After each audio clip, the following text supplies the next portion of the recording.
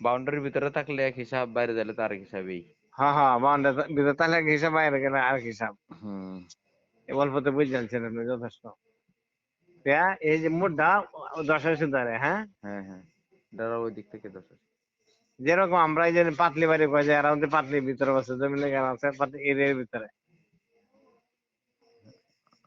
হ্যাঁ এমনই। ওটা এই সীমারেখা আমরা গেছি, এর আগ থেকে আছে, আমরা গেছি এই জন্য হয়েছে এরকম না, আগ থেকে আছে এদিকে। যাই হোক। ও, তা আপনার কয় ভাই? 4 ভাই। 4 ভাই, কয় বোন? 2 বোন। আপনি কি সবার ছোট? না, আমি 3 নাম্বার ভাই। বোনও আছে। আমি সন্তান হিসেবে 5 নাম্বার, ভাই হইলাম 3 নাম্বার আর কি। আচ্ছা,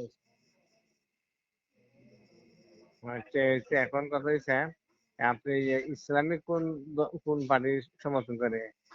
সমর্থন সবগুলোই করি। তারপর একটা আছে না মনে পড়ে না, মনে প্রাণে বলতে আমি কোন দলের সাথে যুক্ত না। একটা তো সুর মনে হয়, নাহলে জামাত ইসলাম এরকম। আমি বললাম তো কোন দলের সাথে যুক্ত না, রাজনৈতিক কোন দলের সাথে যুক্ত না আমি। আহ ঠিক আছে। সুর মনে তো করেন না, এটা তো ঠিক আছে। হ্যাঁ। সুর মনে হয় আমি দেখতে পারি না। না না, এই দেখ, দেখতে না পারা, পারা না পারা এটা যার যার ব্যাপার আর কি। এটা ও, আসলে কোন কারণে দেখতে পারেন না ওটা তার আমি জানি না। না, বাকি রাজনৈতিক দলগুলো এক এক দলের দৃষ্টিতে এক এক দলের বিভিন্ন দোষ আছে, থাকবে, স্বাভাবিক। চরমনের স্বাভাবিক থাকবে। হ্যাঁ ভালো কিছু দিকও আছে, খারাপ থাকতে পারে, আমার জানা নাই। বাকি হুম, আপনার দল আছে, আপনার দলেরও ভালো দিক আছে, খারাপ দিক আছে, সব অবশ্যই। মিলাই আর কি। কারণ চরমনের কি কারণে দেখতে পারেন এটা তো আর আমি জানি না। আহ সুর আপনার মানে, যেমন, হ্যাঁ, সুর মানে কত বিষয়ভিত্তিক কতগুলো আছে দেন, যেমন মনে আমার সুর মনে হয় আমি যে মুফতি ওয়াক্কার সাহেব আছে যায়, ওনার সাথে তো অনেক সময় দিচ্ছি আমি। ওনা সুরমনে নিয়ে তার দাদা, তার দাদা, তার বাবার নিয়ে ইসলামিক যত দল আছে ওরা নিয়ে ঐক্যজোট হয়ে কোনো ভালো কাজ করতে পারে নাই, হুট করে হ্যাঁ ভাঙ্গে আসে পড়ে। এটাই নাম্বার 1। হুম এখন মানে এই যে কাজ লওয়ারটা, ছেলেরাও থাকবে, এ নাতি নাতুরাও থাকবে, হুম মানে যত পুরুষ আসবে এটা থাকবে। নাম্বার 1 এটা। হুম। আর কি? আর এই যে হেফাজতের ব্যাপারটা আছে দেন, হেফাজতে যে সময় হয়েছিল, আপনি তো আপনার বয়স কত? 30। 30টা তো মোটামুটি হবে, তো তো মনে আছে। যাই হোক, হুম এই ব্যাপারটাও হ্যাঁ, গেল, লং মার্চে গেলাম, নিজে আসলাম, সশকে আসলাম, এর সাথে আছে। হুম বাদে তার সবাই লং মার্চে তো দলমত নির্বিশেষে, তাই না? হুম হ্যাঁ গেছে, হাত পাকা লিয়ে বাদে তার নিষেধ হয়েছে, হাত পাকা তোমরা পালাই দাও। যে কোনো পক্ষ থেকে না, কোনো মার্কা থেকে না, সমস্ত ইসলামিক তৌহিদি জনতা এখানে জনসভা হইতেছে লং মার্চ, হুম না আমার হাত পাকা থাকবে। বাদে এই জনসভা সাইডে দিয়ে তারা কুলো তুলে আছে। আচ্ছা, আইসি তো আইসি, হেফাজত করলাম, শেষ নাকি? হুম মায়ের খাই আর দি, আর দি তো আছে একটা।